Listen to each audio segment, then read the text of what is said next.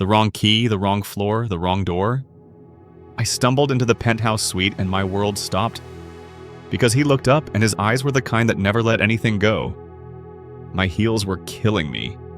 That's the only thing I could think about as the elevator dinged open on the penthouse floor.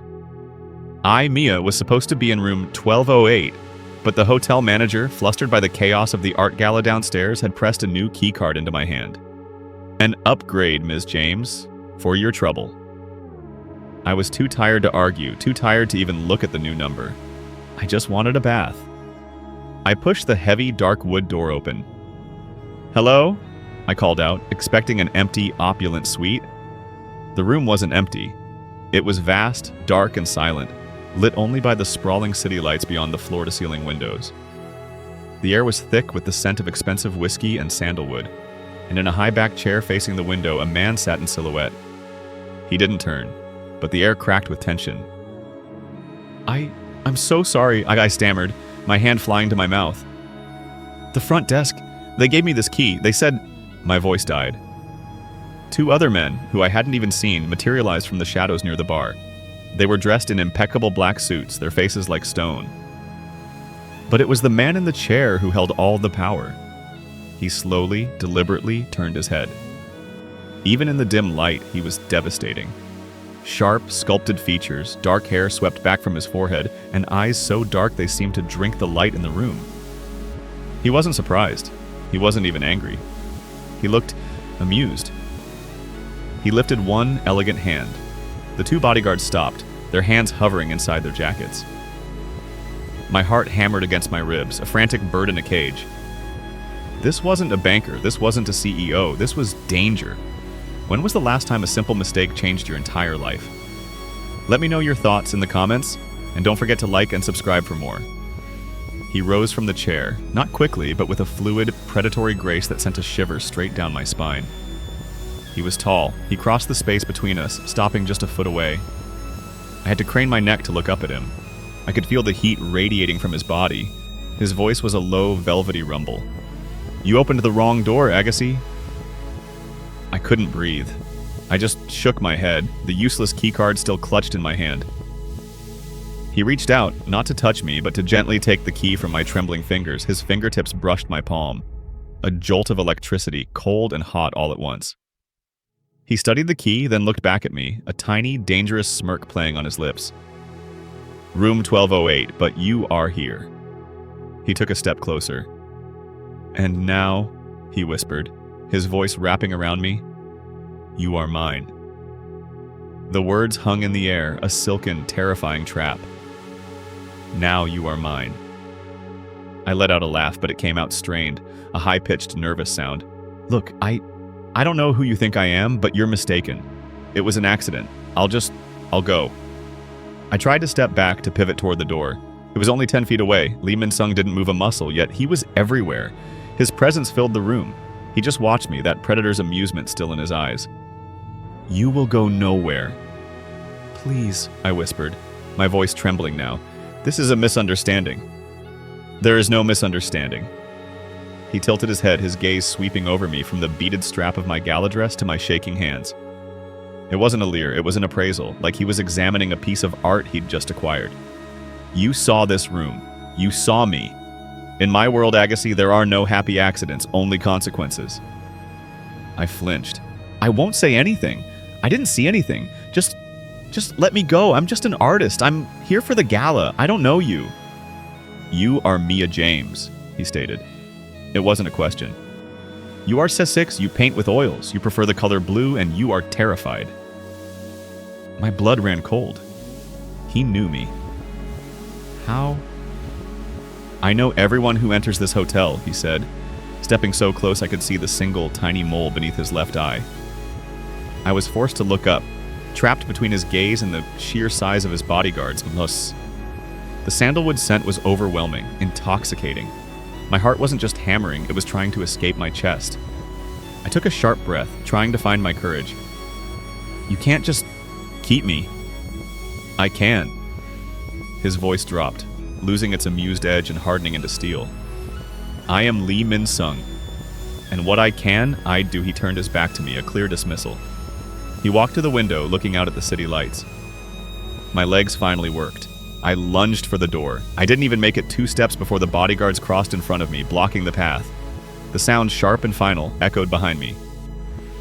Click. I spun around. Min Sung hadn't moved. He was watching my reflection in the glass. He lifted a hand and spoke in Korean to his men. Gunyui moden gus ul gajawa. Bring everything of hers. He turned his head, his dark eyes locking onto mine in the reflection. Your room, 1208. It is no longer yours. Your things will be brought here. You will stay where I can see you. The hotel room, once a symbol of luxury, had just become a cage. This is insane, I snapped, my voice shaking with a pathetic mix of terror and anger. You can't just abduct me. I'm an American citizen. People know I'm here. My gallery knows. Lee Min Sung merely lifted an eyebrow. He was back in his chair by the window, a glass of whiskey in his hand. He hadn't touched it, he just held it, the amber liquid catching the light.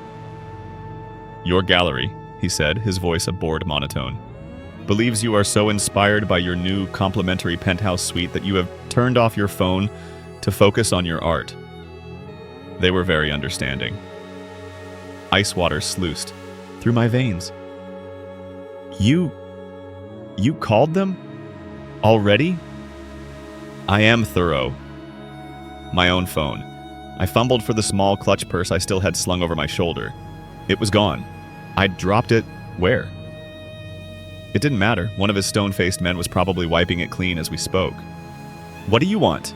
I demanded, planting my feet. If I was going to be a prisoner, I wouldn't be a cowering one. Money? I don't have any. I'm an artist, not whatever you are. This finally brought a reaction. His eyes narrowed, not in anger, but in calculation. He stood up again, and my stupid, traitorous body tensed, half in fear, half in something else. This close, I could see the fine texture of his white shirt, the way it stretched across his shoulders. What I am, he said, his voice dangerously soft, is a man who values privacy. And you, Mia James, you saw my face. You saw my men. You stumbled into a meeting you should not have. I didn't see anything, I cried. Just you and your men. You weren't, I don't know, doing Mafia stuff. He smiled. It was the most terrifying thing I had ever seen. Mafia stuff. He savored the words as if they were a new flavor. You watch too many movies. He took a step toward me. I took an involuntary step back, hitting the cold marble of the bar. Trapped. He didn't touch me. He just leaned in, close enough for me to see the individual black lashes framing his dark eyes. I don't need money. I want silence. And until I am sure of yours, you are a liability. A beautiful, loud, terrified liability. His gaze dropped to my mouth. My breath hitched. My entire body went rigid. This man was a monster. He was my captor. So why was my skin tingling? Why was I noticing the sharp, clean scent of his soap under the sandalwood and whiskey? The heavy wooden door opened. 2 of his men wheeled in my luggage. My entire life packed into 2 suitcases, now delivered to my cage. Unpack, Min Sung ordered, stepping away. The spell was broken. Make yourself comfortable, you will be here for some time. The suite was massive, all glass and cold marble, but it felt like a shoebox with him in it. For hours I sat on a plush, cream-colored sofa that probably cost more than my apartment while he worked. Lee Min Sung was at a large mahogany desk, his back to me. He took call after call, his voice a low, rhythmic stream of Korean. It was sharp, clipped, and utterly commanding. He didn't raise his voice, he didn't have to. The authority was absolute. His bodyguards were posted outside the suite, but he was the most dangerous thing in the room. I was his prisoner, but he was ignoring me. It was a strange kind of torture, making me feel insignificant and, at the same time, hyper-aware of his every move. Finally, thirst won out over fear. I needed water. The kitchen area was on the other side of the room, requiring me to walk directly past his desk. I stood, my legs stiff. I moved silently, my bare feet padding on the thick rug. He stopped talking mid-sentence. I froze. Slowly he swiveled in his chair, his dark eyes pinning me. He muted his call. Do you need something? he asked, his voice smooth. Water, I said, my voice coming out as a croak. He gestured to the kitchen. My home is yours, he said, the irony thick. For now. I hurried to the kitchen, my back prickling, entirely aware of his gaze on me. I grabbed a bottle of water from the massive stainless steel fridge. As I turned, my hand shaking, I let out a sharp yap. He was right there. I hadn't heard him move. I stumbled back, my shoulders hitting the cold metal of the fridge. My heart leaped into my throat. He hadn't moved to threaten me. He was just there, closer than he had any right to be. He reached past me, his arm brushing my shoulder, to open a cabinet above my head. His body heat enveloped me, the scent of sandalwood, and something uniquely him filling my lungs. I was trapped between the fridge and his body. Tea, he murmured, his voice a low vibration that I felt in my bones. He pulled down a small wooden box. He was so close I could see the faint stubble on his jaw, the way his dark lashes cast shadows on his cheekbones. My entire body was a live wire, screaming danger at the top of its lungs, but another traitorous part of me was just aware of the strength in his arm, the breadth of his chest, the intensity of his gaze as it dropped to my throat, where my pulse was visibly hammering. You should not be so afraid, he whispered, his breath warm against my temple. I found my voice. You're the one who's keeping me here. He leaned back and the air rushed back into my lungs. He held my gaze, his expression unreadable. I am, but I am also the only man in this city who can keep you safe from what you saw. He turned and walked away. Sleep, he ordered. Tomorrow you will be accompanying me. Accompanying you? Where? I called after him, clutching the water bottle. He paused at the door to his bedroom. You are a liability. Tomorrow you become an asset. Or you become a problem I have to solve. He didn't give me a choice. A sleek black dress, far more expensive than anything I owned, was laid out for me. You will be silent. You will be beautiful. You will be mine, he'd instructed, his voice leaving no room for argument. Now I was standing in a private, glass-walled dining room, high above a restaurant I could never afford.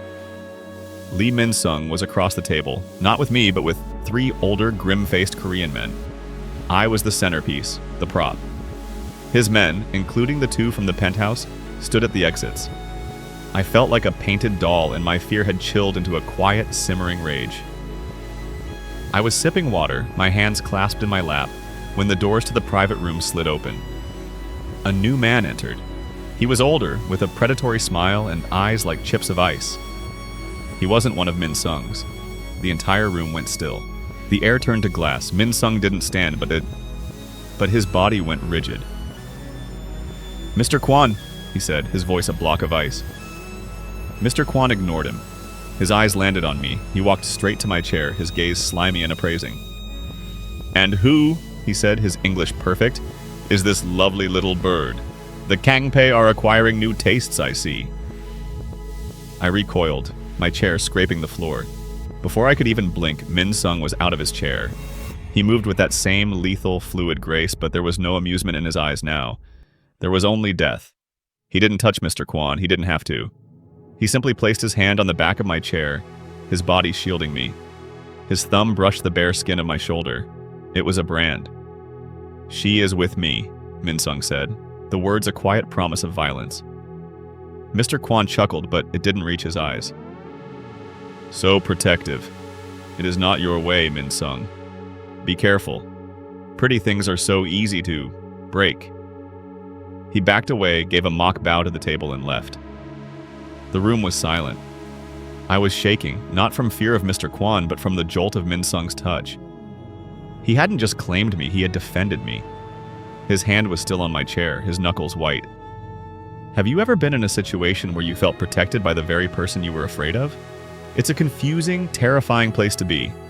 Let me know your thoughts in the comments, and don't forget to like and subscribe for more. He looked at me, his dark eyes searching mine. The mask was back, but I'd seen the crack. I was no longer just a liability. I was a target. And in his dangerous world, that made me his to protect.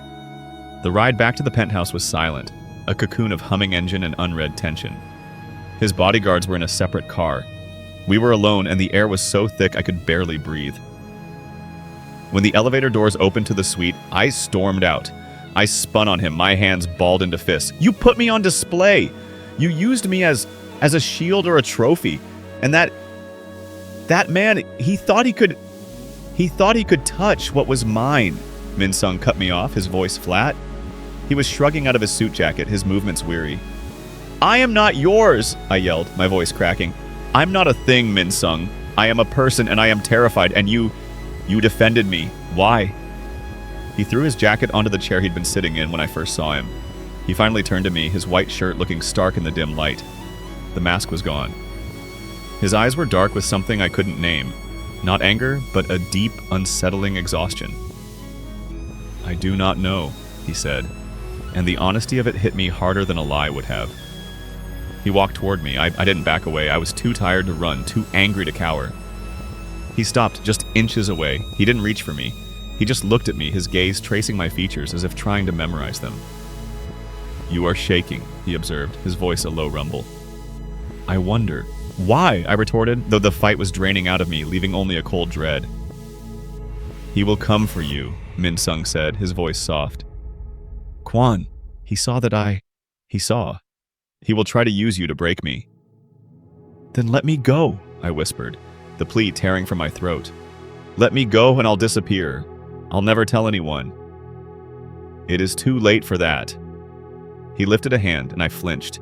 He paused, his hand hovering in the air between us. Then, slowly, as if approaching a skittish animal, he brushed his thumb over my cheekbone. His touch was shockingly gentle, a calloused, warm jolt against my cold skin. When I saw him look at you, he said, his voice rough, I wanted to end him. Not for business. Not for pride. He met my eyes. For you. My breath hitched. He was confessing something. He was admitting a weakness. And then his gaze dropped to my lips. The air between us was electric, charged with fear and an impossible magnetic pull. You, he whispered, are the most dangerous thing that has ever happened to me, Mia James. He leaned in, closing the small distance between us. His other hand found my waist, pulling me against him with a possessive, desperate strength. His kiss wasn't gentle. It was a claim. It was a raw, bruising confession of every bit of tension that had been building since I'd stumbled through his door. It tasted of whiskey, sandalwood, and absolute power. And the most terrifying part? I didn't pull away. The kiss ended, but the charge remained. I was pressed against him, my hands on his chest, my heart hammering a rhythm that was equal parts terror and a wild, undeniable desire. He was breathing hard, his forehead resting against mine, his dark eyes closed as if he was fighting a war with himself. He had claimed me, and I had let him. The beep click of the penthouse door sliding open shattered the moment. We sprang apart. I stumbled back, my lips still tingling, my face flushed. A woman stood in the entryway. She was tall, impossibly elegant, with a sheet of straight black hair and a red dress that screamed money and power. She didn't look surprised. She looked furious. Her cold eyes raked over me, my simple dress, my bare feet, my kiss-swollen mouth, with pure disdain. Then she looked at Min Sung. Min Sung, Oppa? She said, her voice a sharp, polished blade. I let myself in. I see you are occupied. Oppa. The words so intimate, so familiar, hit me like a slap. Min Sung's entire demeanor shifted. The vulnerability I'd seen, the raw emotion, it vanished. The ice-cold boss was back. His face was a mask of unreadable steel. He didn't look at me. He didn't explain. Hyejin, he said, his voice flat. You should not be here. Clearly, she scoffed, walking into the room all ownership and arrogance. This is your new pet? I thought she was just a witness. You're messing with her. My blood ran cold. Just a witness. Humiliation burned up my throat, hot and acidic. The kiss, his words, for you. It was all a lie. A game. He was just a monster, and I was just a toy he'd decided to play with. I couldn't speak. I felt naked, stupid, and utterly broken. Mia, Min Sung said, his voice hard. He still wasn't looking at me. He was watching Hyejin. Don't, I whispered, my voice breaking. I took a step back, wrapping my arms around myself. Don't say my name. I get it. I was just a problem you had to solve, right? Was this part of the solution? He finally turned his head, his dark eyes flashing. That is not what this is. Then what is it? Hyejin demanded, crossing her arms. He looked between us, two women on opposite sides of his world.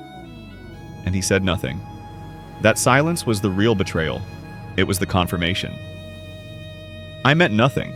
I was his property, his prisoner, and for a moment, his distraction. Go to your room, he ordered me, his voice devoid of all the warmth he'd shown me moments before. I flinched as if he'd struck me. Yes, boss, I spat, the word dripping with all my broken pride and shame. I turned and ran, not to the guest room, but to the front door. I didn't care about his men, I didn't care about Mr. Kwon. I yanked the door open and slammed it shut behind me, the sound echoing the shattering of my heart. I didn't get far. I burst out of the penthouse, my bare feet slapping against the plush carpet of the exclusive hallway. I was sobbing, a raw, ugly sound that was torn from my chest. I felt like the world's biggest fool. I'd fallen for the oldest trick, a pretty cage and a handsome monster. I jabbed the elevator button over and over, my palms stinging. Come on. Mia. My blood turned to ice. It wasn't one of the guards. I spun around. Lee Min-sung stood at the end of the hall by the open door of the penthouse. Hyejin was gone. He was alone, his chest heaving. He had run after me. Leave me alone, I spat, my voice thick with tears. Go back to your business arrangement. She is gone. I don't care, I yelled, just as the elevator dinged and the doors slid open.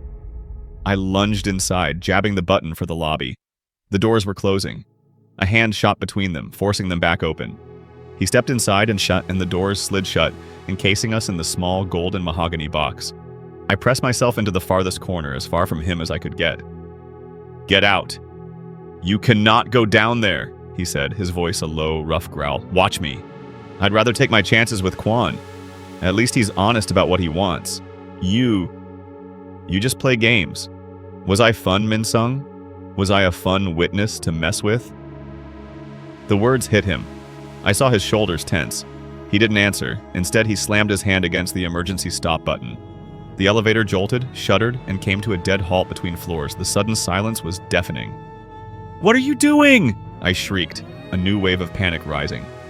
He turned on me. In 2 strides, he crossed the small space, bracing his hands on the wall on either side of my head.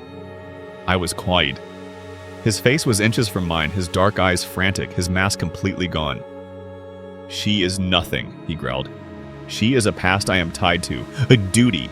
She is not this. And what is this? I whispered, my anger trembling. This, he said, his voice cracking, is you. In my penthouse. In my head. Making me feel anything. Kwon will not just break you, Mia. He will destroy you to hurt me. I cannot let that happen. Why? I cried, my own tears blurring his face. Because I'm your property? No, he roared, and the word vibrated through the small space. He leaned his forehead against the wall next to my head, his eyes squeezed shut. Because you are the first thing I have ever wanted to protect. Even from myself. He looked at me, his gaze raw, desperate, and stripped of all his power. Do not run from me, Mia, because I will always come after you. Run and you are prey. Stay and you are mine to defend. He had made his choice, and now, trapped in a steel box with the most dangerous man I'd ever met, I had to make mine. The emergency stoplight cast a faint, reddish glow over his face, highlighting the desperation I'd never believed he was capable of. He was a mafia boss, a monster, but he was also just a man laid bare in a stalled elevator. You're a fool if you think you can protect me, I whispered, my voice trembling. Kwon, Hyejin, your entire world, it's death. It's darkness. Then be my light, he said, his voice raw. He didn't move, but his eyes pleaded. I am surrounded by darkness, Mia. I have been my entire life. When you stumbled into that room, it was the first time I saw something that wasn't part of it. Something I didn't want to control. I wanted to just have. My heart ached. He was right. I couldn't run. Kwon would find me, and this man, this terrifying, broken man, he wouldn't just follow, he'd tear the world apart to find me. Slowly, my hands, which had been pressed against the cold wall, found his chest. I felt his heart hammering under my palms just as frantically as my own. "This is insane," I breathed. "Love is," he replied, his voice hoarse. He watched me, giving me all the power. I was the one who leaned in. I was the one who made the choice. I pressed my lips to his, and this kiss wasn't a claim or a capture. It was an answer. It was a surrender from both of us. He let out a breath he'd been holding, and his arms wrapped around me, pulling me away from the wall and into him, into his protection. He reached over my head and pressed the button. The elevator hummed back to life, and we started to ascend, back to the penthouse. Back to the cage. But when the doors opened and we stepped back into the suite, it didn't feel like a cage anymore. He led me to the sofa, his hand never leaving mine. He sat me down, his eyes scanning my face. He echoed his words from that first night, his voice thick with a new meaning. "You opened the wrong door, Agassi." I looked up at him, my eyes clear. Did I? A slow smile, the first real one I'd ever seen, touched his lips. He knelt in front of me, taking both my hands in his. "I told you, now you are mine." It was a threat, an order. He brought my hands to his lips, kissing my knuckles. "Let me say it again." He looked up, his dark eyes holding all the promises of a dangerous future, but a future with him. "Now you are mine, Mia James, and I am yours." Do you believe a single mistake, one wrong turn, can lead you to exactly where you were meant to be? Let me know your thoughts in the comments, and don't forget to like and subscribe for more.